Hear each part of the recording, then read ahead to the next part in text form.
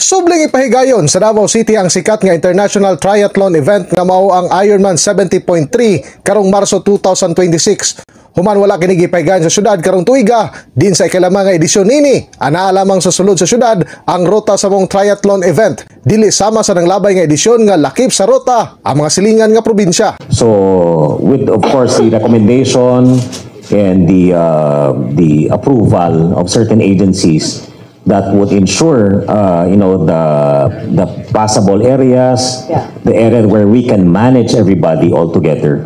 Usa sa bagong atangan karong edisyon mao ang bike race nga adunay ruta nga padulong ug pabalik sa Kalinan area.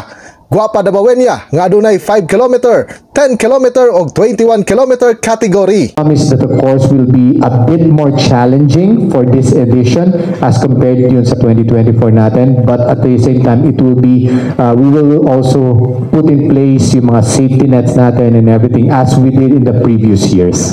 Aminado ang lokal nga panggamhanan nga adunay dako nga kontribusyon sa natad sa turismo o ekonomiya sa syudad ang pagpahigayon sa mga international competition. Last years that we have done this event for editions natin, I think at the minimum we average around 100 million pesos in terms of everything that was spent by everybody and the economic impact niya.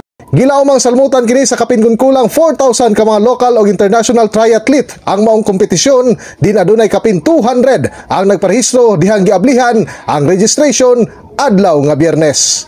In the heart of changing lives, ako si Brigada Julius Pacot alang sa 93.1 Brigada News FM Davao, The Music and News Authority.